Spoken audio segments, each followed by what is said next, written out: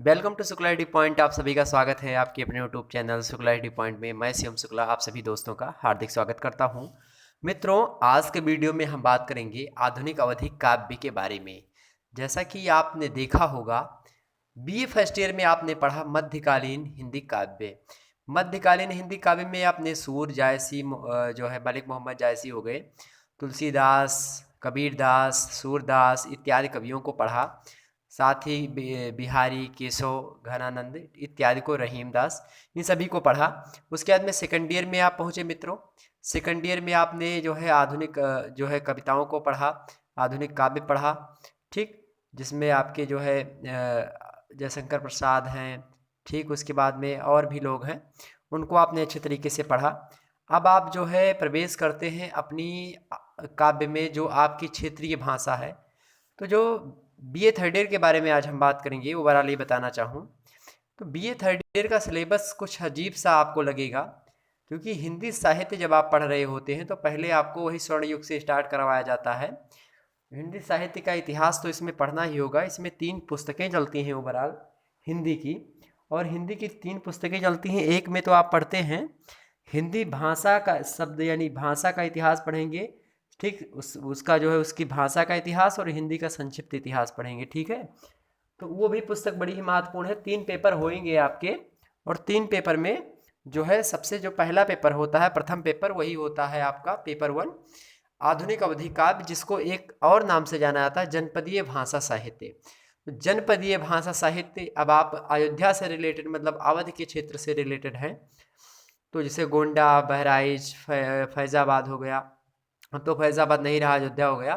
गोंडा, बहराइच, उसके बाद में बस्ती तक इधर, और इधर क्षेत्र चले आएंगे तो सुल्तानपुर।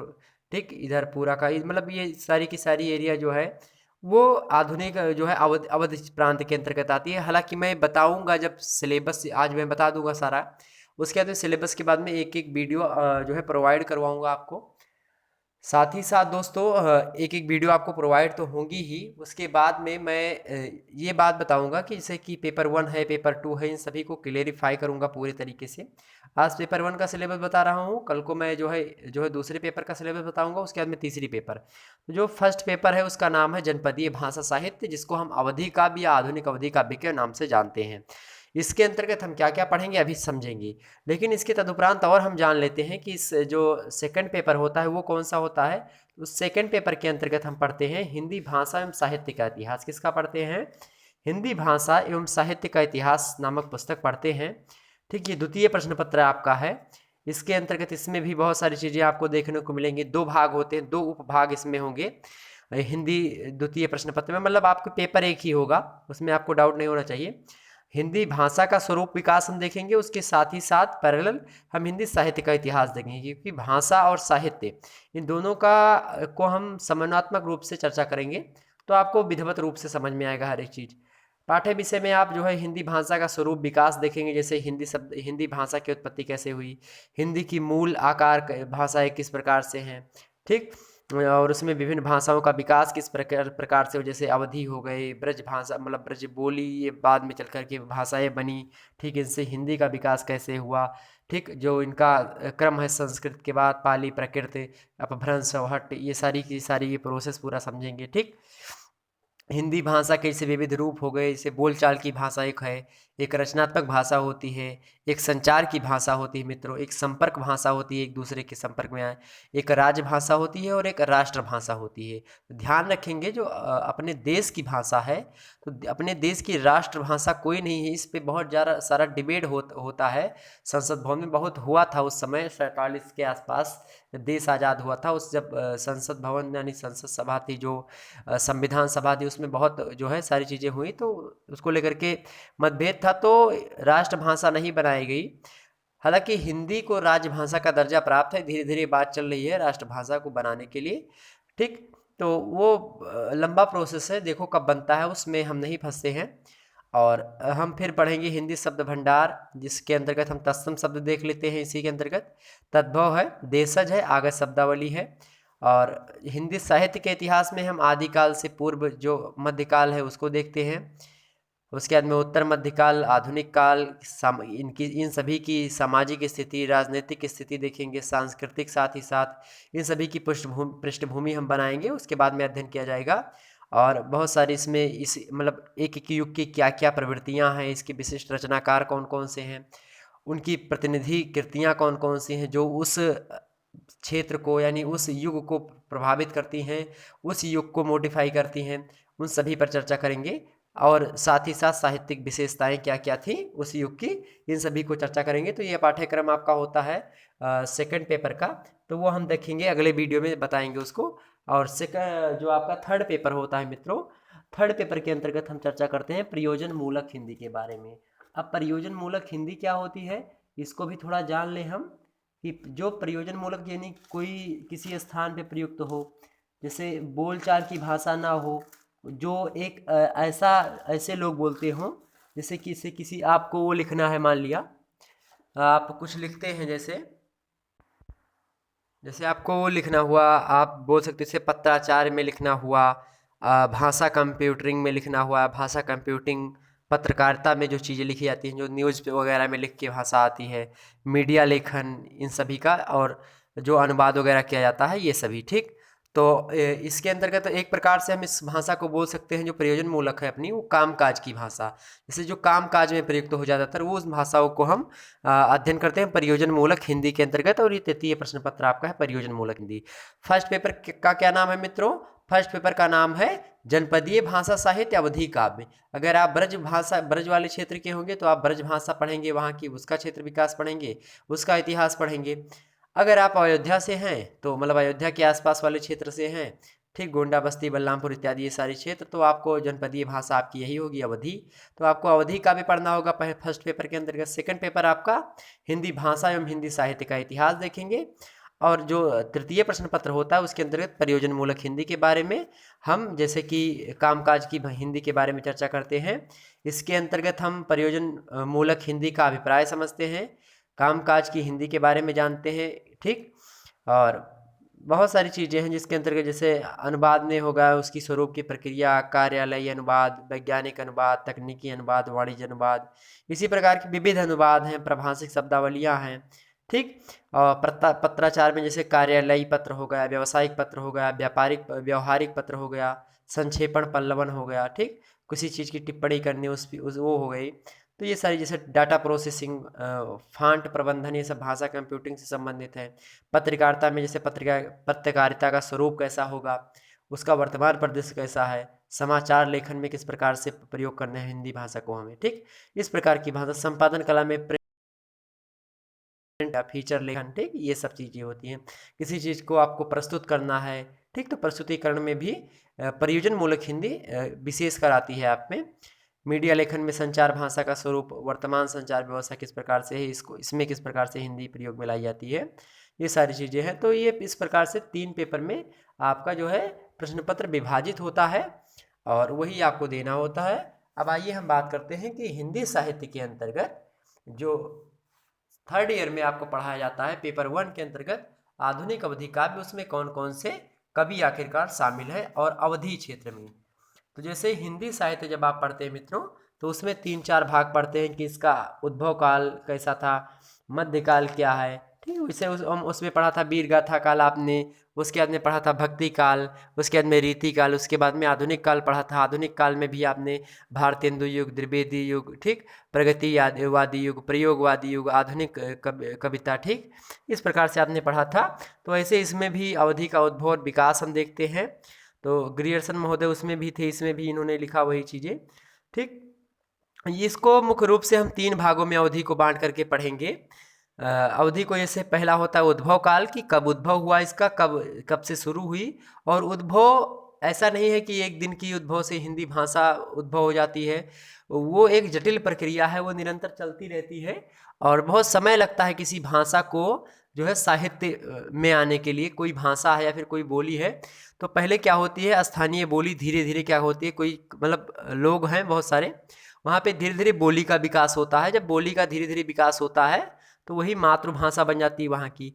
अब यही जो बोली यानी मातृभाषा जो होती है, यही भाषा धीरे धीरे क्या होती है, धीरे धीरे वहाँ के लोग कहीं अलग गए, कहीं नौकरी के चक्कर में इधर उधर, तो वहाँ पे लोग जाते आते रहते हैं, तो अपनी भाषा का उनके संचार होता है। जब बोली बोली एक छोटे स्थानीय समूह में बोली जाने वाली जैसे अब अवधी बोली है तो अवध प्रांत में बोली जाती है। ब्रज भाषा है तो वो जो है मेरठ साइड की इधर मतलब मेरठ साइड बोल रहे हैं, ठीक। तो ब्रज वाले क्षेत्र में मथुरा वगैरह में बोली जाती है, ठीक। तो वही चीज़ है, स्थान विशेष की वो भाषा है, वो बोली है, ठीक। जब बोली का बड़ा रूप हो जाता है, बोली विस्तृत हो जाती है, तो उसी को हम भाषा के नाम से जानते हैं। जैसे कि अब अवधी भाषा, अब जो ब्रज भाषा थी, ब्रज बोली पहले थी, लेकिन ब्रज भाषा वो हो गई क्योंकि उसका विस्तार अधिक हो गया, उसको साहित्यिक दिशा प्राप्त हो गई, ठीक। उसको व्याकरणिता प्राप्त हो गई, उसमें व्याकरण के शब्दावलियों का सटीक समन्वयात्मक रूप से उसमें व्यवस्था उसकी की गई, ठीक। तो जब व्याकरणिक व्यवस्था का साथ मिला तो वो जो बोली होती है वो भाषा में कन्वर्ट हो जाती है, ठीक। और बड़े स्तर पे होने लगी, जैसे ब्रजभाषा उस समय बड़े स्तर पर थी। तो इसको हम पढ़ते हैं, इसका उद्भव काल कैसे था। तो प्रारंभ से हम इसका उद्भव काल का पता वैसे ज़्यादा नहीं चलता कि कहाँ से शुरू होता है, ठीक। तो प्रारंभ से उद्भव काल था, प्रारंभ से 1400 ईसा पूर्व तक, यानी ईसा पूर्व बोले ईसवी, ठीक। तो प्रारंभ से यानी कब से शुरुआत हो, उसके बाद में 1400 तक हम मानते हैं कौन सा, तो उद्भव काल मानते हैं अवधि का। और फिर उसके बाद में मध्यकाल आता है, तो 1400 से हम प्रारंभ करते हैं, 1850 तक आपका मध्यकाल चलता है, ठीक। तो कब से कब तक मध्यकाल चलता है, तो मध्यकाल आपका चलता है 1400, वहाँ तक 1400 चल गया, 1400 से आपका 1850, 1850 तक चलता है क्या, 1850 तक चलता है आपका मध्यकाल। और आधुनिक काल 1850 ईस्वी से स्टार्ट हो जाता है। अब हिंदी भी जब इतिहास पढ़ रहे हैं, हिंदी साहित्य का जब आप पढ़ रहे होते हैं, तो वहाँ पे भी 1850 से ही इसी की शुरुआत हो जाती है, क्योंकि 1850 ईस्वी में भारतेंदु हरिश्चंद्र का जन्म हुआ था। तो इसलिए जो है यहाँ से आधुनिक काल की शुरुआत मानी जाती है, चाहे वो अवधी काव्य हो चाहे हिंदी काव्य हो, ठीक। तो ये 3 कैटेगरी में हम समझते हैं इन सभी चीज़ों को। आइए हम बात करते हैं सिलेबस के अंतर्गत किन किन लोगों के बारे में आपको पढ़ना है, उनकी कौन कौन सी रचनाएं कितने आप में शामिल है। तो उद्भव काल, मध्यकाल और आपका आधुनिक काल, ये 3 कैटेगरी आपके डिवाइड हैं, और इसी के अंतर्गत हम पढ़ते हैं सारी चीज़ें। अब आधुनिक अवधि काव्य आपको हमको क्या पढ़ना है, हमको पढ़ना है इसका तो विकास ही पढ़ना है, लेकिन हमको आधुनिक अवधि काव्य में हमको पढ़ना है। आधुनिक अवधि काव्य 1850 से शुरू होता है। तो आधुनिक अवधि कविता का जो आधुनिक युग में प्रवेश हम भारतीय उपमहाद्वीप में आधुनिकता का आरंभ होने के साथ हुआ है, जब और 1857 ईस्वी के स्वतंत्रता संग्राम हुआ था, मंगल पांडे आपको याद होगा इतिहास में। तो ये सब वही पृष्ठभूमि है, वहाँ तक बनने में देर लगी, ठीक। तो यही सारी चीज़ें हैं, बहुत सारी चीज़ें हुई जिसके कारण से आधुनिकता आई, लोगों की विचारधारा चेंज हुई। तो आधुनिक चीज़ों को, जैसे हम हिंदी साहित्य जब पढ़ रहे थे आप, तो हिंदी में आपने डिवाइड किया था कि भारतेंदु युग ये है द्विवेदी युग, ये है प्रगतिवादी, ये प्रयोगवाद है, ठीक। तो इस तरीके से हम आधुनिक अवधि काव्य को 4 कैटेगरी में डिवाइड करते हैं। 4 कैटेगरी होती है आपकी, प्रथम उत्थान, द्वितीय उत्थान, तृतीय उत्थान, चतुर्थ उत्थान। तो प्रथम उत्थान के अंतर्गत हम पढ़ते हैं नवजागरण काल, द्वितीय उत्थान को हम बोलते हैं स्वतंत्रता आंदोलन, उत्थान को हम बोलते हैं स्वतंत्रोत्तर नव निर्माण काल, और चतुर्थ उत्थान को बोलते हैं समकालीन अवधि कविता। अब प्रथम उत्थान यानी नवजागरण काल के अंतर्गत ये कब से कब तक चलता है, तो ये चलता है आपका 1868 ईस्वी से 1916 तक। हालांकि 1850 ईस्वी से आधुनिकता झलकने लगती है आधुनिक अवधि काव्यों में, लेकिन पूर्ण रूप से 1868 ईस्वी में जाकर के हमें पूर्ण रूप से पता चलता है कि आधुनिकता आ चुकी है अवधि काव्य में। तो 1868 से 1916 तक आपका नवजागरण काल यानी प्रथम उत्थान है। द्वितीय उत्थान के अंतर्गत स्वतंत्रता आंदोलन तक हम चलते हैं, स्वतंत्रता आंदोलन काल इसको बोला जाता है। वो 1917 से स्टार्ट होता है, जैसे 1916 में समाप्त हुआ प्रथम उत्थान नवजागरण काल, वैसे आपकी शुरुआत 1917 से हो जाती है, और जब तक स्वतंत्रता आंदोलन चलता रहता है 1917 से। अब स्वतंत्र भारत कब हुआ था, 1947 में हुआ था, 1947 में। तो 1947 में जब भारत आज़ाद होता है, उसके बाद की मानसिकता को दूसरी आ जाती है, इसलिए उसको हम नाम देते हैं तृतीय उत्थान, यानी तृतीय उत्थान को हम कहते हैं स्वतंत्रोत्तर नवनिर्माण काल। स्वतंत्रोत्तर नवनिर्माण काल 1948 से स्टार्ट होता है और 1977 ईस्वी तक चलता रहता है वो। उसके बाद में समकालीन अवधि कविता हम पढ़ते हैं, वो चलती है आपकी 1978 से यानी 77 में वो ख़त्म हुई स्वतंत्रोत्तर काल। तो वहीं से स्टार्ट हो जाता है एक साल, वहीं से 1978 से अब तक की जो कविताएं हो रही हैं अवधि में, वो समकालीन अवधि काव्य के अंतर्गत हम देखते हैं। अब प्रथम उत्थान में आप नवजागरण काल के बारे में चर्चा करते हैं, मतलब प्रथम उत्थान नवजागरण काल जिसको बोला जाता है। इसमें आपके कवियों में भारतेंदु हरिश्चंद्र, प्रताप नारायण मिश्र, सुधाकर द्विवेदी, श्रीधर पाठक, रामचरित उपाध्याय, बद्री नारायण चौधरी, प्रेमघन, ये सब हिंदी के भी कवि हैं। शिव संपत्ति द्विवेदी, जगदम्बा प्रसाद हितैषी, महावीर प्रसाद द्विवेदी, डॉक्टर हरिपाल सिंह आदि, ये भी जो है अवधि के ही रचनाकार थे। उस समय तक अवधि में रचनाएं करते थे। उसके बाद में खड़ी बोली में रचनाएं करना शुरू किया। ठीक, तो यहीं से स्टार्ट होती है सारी चीज़ें। और उसके बाद में बहुत सारी चीज़ें इसमें हुई। उसके बाद में द्वितीय उत्थान आया। द्वितीय उत्थान स्वतंत्रयोत्तर आंदोलन काल, तो मतलब स्वतंत्रता आंदोलन वाला काल जो था, स्वतंत्रता आंदोलन, उसके बाद में स्वतंत्रोत्तर आएगा तृतीय उत्थान में।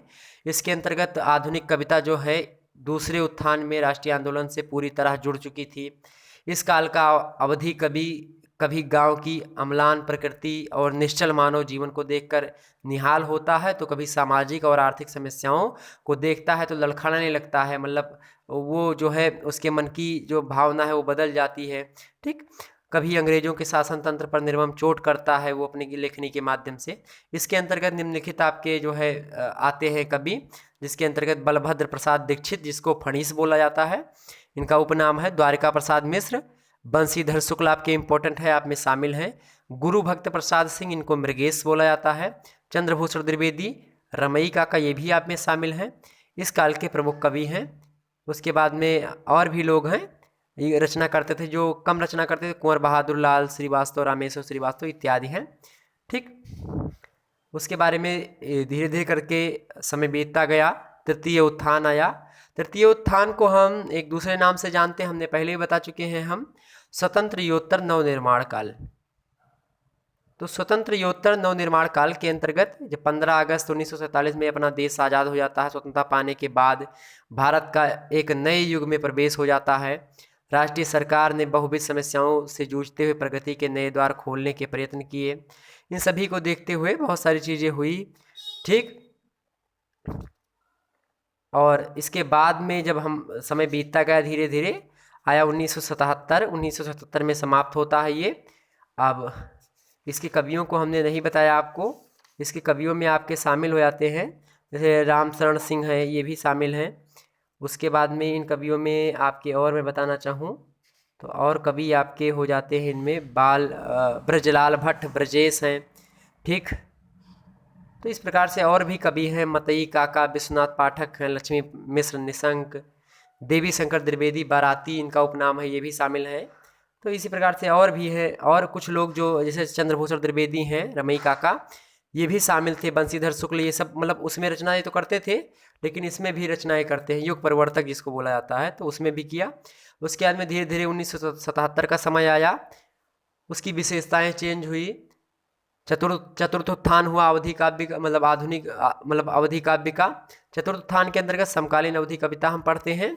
इसके अंतर्गत जो है बहुत सारी पत्र पत्रिकाएं, संस्थाओं के माध्यम से अवधि को समृद्धतर बनाने का कारगर प्रयत्न होता रहा। तो इसके अंतर्गत आपके जो है वही कुछ लोग, वही जैसे त्रिलोचन शास्त्री, आप आधुनिक हिंदी में पढ़ते होंगे उनको। ठीक, तो वो भी अवधि कविताएं भी की है उन्होंने। पारस भ्रमर, दयाशंकर दीक्षित देहाती, काका, बैसवारी, हरिभक्त सिंह। ठीक, इस प्रकार से बहुत सारे लोग हैं। और भी केदारनाथ मिश्र हैं, चंचल जिनका उपनाम है, रमेश चंद्र आस्थाना, सुकंठ इनको बोला जाता है, रमाकांत श्रीवास्तव, सतीश आर्य, जुमई खां। ठीक, चक्रपाणी पांडे जी हैं, आद्या प्रसाद मिश्र, उन्मत, ये आपके पाठ्यक्रम में संकलित हैं। इस प्रकार से बहुत सारे लोग हैं। तो ये इतना था जो है आपका आधुनिक जो है मतलब अवधि काव्य का इतिहास था। अब इसके बाद में हम बात करते हैं इनको कैसे पढ़ते हैं। प्रथम प्रश्न पत्र, जनपदीय भाषा साहित्य, अवधि काव्य। तो दो देखिए, का और खा। तो पहले हम पढ़ेंगे अवधि भाषा एवं साहित्य का इतिहास। अवधि भाषा का इतिहास क्या है और उसके साहित्य का क्या इतिहास है। देन हम चयनित कवि और उनके काव्यांश पर चर्चा करते हैं। यहाँ से भी प्रश्न बहुत पूछे जाते हैं, यहाँ से भी प्रश्न। देखिए आपके पाठ्यक्रम में शामिल है शेख निसार, और शेख निसार जो है यूसुफ जुलेखा का एक खंड जो है शामिल है, यूसुफ जुलेखा का एक खंड। और इन्होंने 12 मासा किया है, ठीक। और 12 मासा, एक खंड मासा चौमासा होता है, मतलब जो 4 महीने का विरह वर्णन है। तो जो षड मासा है, मतलब कि जो 6 महीने का विरह वर्णन है। एक 12 मासा जो जायसी के थे, 12 मासा नागमती का वियोग वर्णन, तो वो 12 महीने का होता है। तो इस प्रकार से शेख निसार ने किया। इनका जन्म 1733 ईस्वी में फैजाबाद जिले के शेखपुर नामक ग्राम में हुआ था शेख निसार का। वो मैं बताऊंगा जब इनको पढ़ाऊंगा पूर्ण रूप से। शेख निसार कौन थे, ठीक, इनके कितने पुत्र थे, इनकी काव्य शिल्प कैसी है, प्रेमाध्यात्म इनमें कैसा है, इनकी कविताओं में, ठीक, सौंदर्य निरूपण किस प्रकार से इन्होंने किया है। उसके बाद में जो है आप आते हैं, दूसरे हैं आपके बलभद्र प्रसाद दीक्षित फणीस। इनकी कविताएं संकलित हैं। और 5 कविताएं कौन कौन सी संकलित हैं इसको भी थोड़ा जानेंगे, ठीक। तो 5 कविताएं इनकी संकलित हैं, मैं एक एक करके आपको बताना चाहूँ। बलभद्र प्रसाद फड़ीस की तो मनई है, एक इनकी कविता है मनई, वो भी आप में शामिल है। स्वयं हुली श्यामा, घसियारिन, सूखी डार और डोंगिया, ये 5 कविताएं इनकी शामिल हैं आपके पाठ्यक्रम में। मैं एक एक कविता को अच्छी तरीके से आपको समझाऊंगा, ठीक। तो उसमें चिंता नहीं करनी है आपको, बस हमारी वीडियोज़ को आप शेयर वगैरह कर दीजिए, लाइक करिए, कमेंट करिए कि हाँ सर ये जो है बनाइए वीडियो, इस पर थोड़ा प्रोत्साहन मिलेगा तो मैं ज़रूर बनाऊंगा। बलभद्र प्रसाद दीक्षित फड़ीस, इनका जन्म 1898 ईस्वी में हुआ है और इनकी मृत्यु 1942 ईस्वी में हुई है, ठीक। इस बात को भी ध्यान रखेंगे। साथ ही साथ मनई, स्वयं हुली श्यामा, घसियारिन, ठीक, ये सब अवधि काव्य हैं और बड़ा मज़ा आएगा जब आप पढ़ेंगे। सूखी डार, डोंगरी, सॉरी डोंगिया, बहुत अच्छी अच्छी कविताएं हैं। उसके बाद में आपके बंशीधर शुक्ला जी हैं, बंशीधर शुक्ल, इनकी भी 5 कविताएं आपके पाठ्यक्रम में संकलित। तीसरे नंबर पे देखिए, और इनका बंशीधर शुक्ला जी का जन्म 1904 ईस्वी में हुआ है, मृत्यु 1980 ईस्वी में, ठीक। इनकी कविता एक शामिल है राम मड़ैया, बड़ी ही महत्वपूर्ण कविता है, बड़ा आनंद आता है जब पढ़ेंगे आप। जैसे इनकी कविता में बताना चाहूँ, एक जो है कविता मुझे मतलब याद आ गई इनकी कविता की 1-2 पंक्तियाँ, कि नदी किनारे सड़क न गली द्वारे भरी तलैया, हुएं बनी है राम सहारे अपनी राम मड़ैया, जहाँ बयार लगावे बढ़नी जुगनू दिया दिखावे, सुअर सियार चील गिलहरिया कूरा सैंत उठावे, चिड़ई कौआ काका कह कह जगी जगाए सोआवें, उई उई अथय अथय के सविता दिन और रात बतावें। उसके बाद में कहते हैं ये क्या कहते हैं, 1 मिनट, हाँ, उसके बाद में कहते हैं कि जहाँ बंदरवा डाका डारे चोरी करे बिलैया, हुएं बनी है राम सहारे अपनी राम मड़ैया, इस प्रकार से कहते हैं। उसके बाद में और भी जो है, एक है सावन रोए चैतु हंसाए बीते छप्पक छैया, हुएं घास में बनी फूस की अपनी राम मड़ैया, ऐसे और भी कहते हैं। जहाँ बजे रैदास की डफली नाचे कुंवर कन्हैया, हुएं बनी है निबियन के भीतर अपनी राम मड़ैया, इस प्रकार से इतना अच्छा मतलब लगेगा जब आप पढ़ेंगे। ऐसे जहाँ किसान जगत के पालक बसे बया के भैया, हुएं बसी है बिना बसाए अपनी राम मड़ैया। तो इस प्रकार से लिखते हैं, बड़ा आनंद आता है जब आप पढ़ेंगे इसको, ठीक। एकदम फील होगा कि आप अपनी भाषा में पढ़ें, मतलब एकदम अपनी मातृभाषा में। आप हो सकता है पहली बार में आप पढ़ें तो मतलब सही से पढ़ ही ना पाएंगे उसको, ठीक। तो पहली इनकी राम मड़ैया शामिल है शुक्ला जी की, बंशीधर शुक्ला जी की।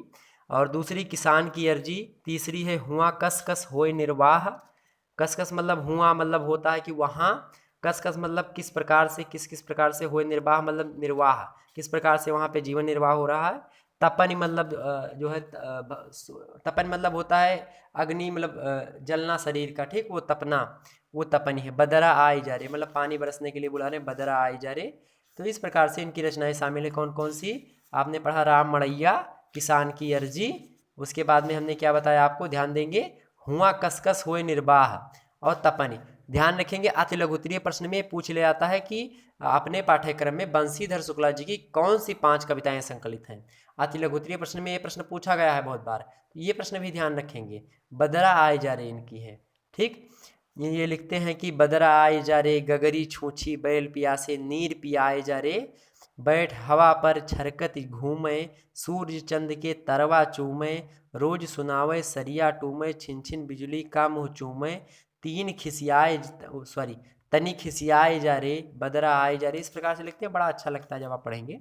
उसके बाद में आपके त्रिलोचन शास्त्री, हिंदी के भी अच्छे खासे कवि, त्रिलोचन शास्त्री के अमोला से आपके 51 वर्ग हैं।